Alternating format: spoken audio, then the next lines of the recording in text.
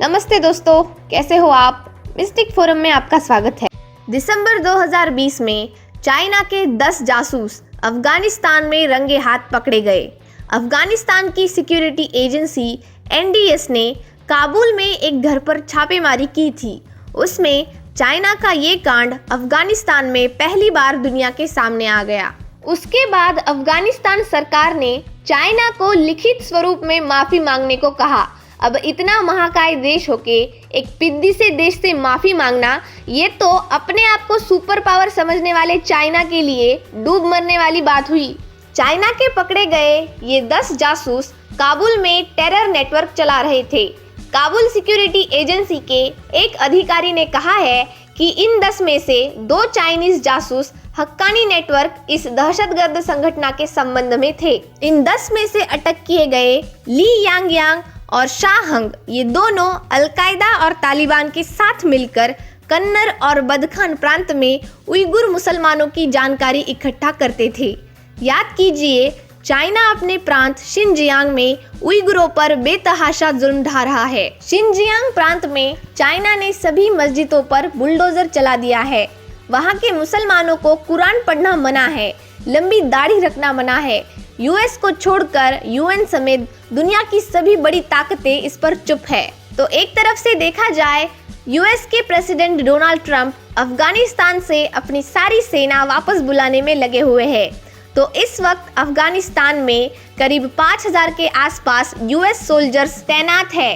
पिछले 1 साल से कतार में अफगानिस्तान के तालिबान और हक्कानी नेटवर्क के बीच में बातचीत चल रही है।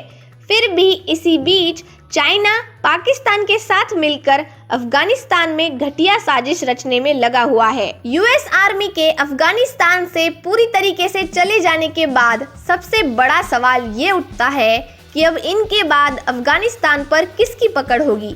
इसीलिए तो चाइना अपने चेले पाकिस्तान के साथ मिलकर अफगानिस्तान पर पकड़ बनाने की कोशिश में लगा हुआ है। US के साथ साथ भारत सरकार ने भी आज तक अफगानिस्तान में अरबों डॉलर खर्चा करके कई काम किए हैं और कुछ काम अभी भी चल रहे हैं। तो पाकिस्तान के मुकाबले भारत के अफगानिस्तान से अच्छे संबंध है। इसीलिए चाइना और पाकिस्तान का अफगानिस्तान में दखल अंदाजी करना या ये डर्टी गेम खेलना भारत सरकार के लिए बहुत बड़ा खतरा हो सकता है। चाइनीज जासूसों पर जिस वक्त NDS ने छापेमारी की थी, उस वक्त हाथ गोले, नक्शा, केटामाइन और औषधियों का भारी मात्रा में जखीरा मिला था। यानी कि दहशतगर्दों को सप्लाई करने के लिए जो जो चाहिए था वो सब मिल गया। अफगानिस्तान में चाइनीज जासूसों की सक्रियता के पीछे की और एक अंदर की बात सामने आई है।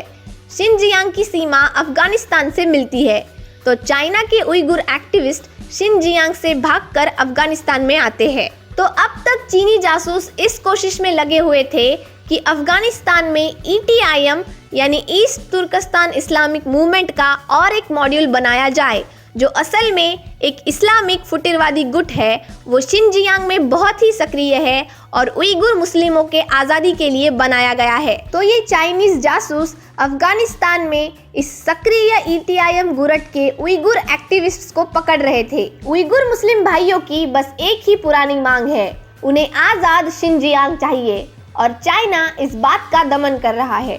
तो इधर और एक बात सामने आ रही है कि US प्रेसिडेंट डोनाल्ड ट्रंप प्रशासन ने अपनी विदाई से 21 दिन पहले ही ये खुलासा किया है कि अफगानिस्तान में US सैनिकों को मारने के लिए चाइना के साथ रशिया ने भी तालिबानी आतंकियों को पैसे दिए थे। तो क्या आपको ऐसा नहीं लगता कि चाइना और रशिया की अफगानिस्तान में बढ़ती हुई सक्रियता को देखकर पेंटागन और CIA अपनी सेना नज़दीकी भविष्य में वापस बुलाएंगे? क्योंकि वैसे भी अफगानिस्तान से सेना वापस बुलाने का निर्णय ट्रंप ने ले लिया था। लाइक कीजिए, आपके विचार मुझे कमेंट्स में बताइएगा। मिलेंगे अगले वीडियो में ऐसे ही नए विषय के साथ। जय हिंद।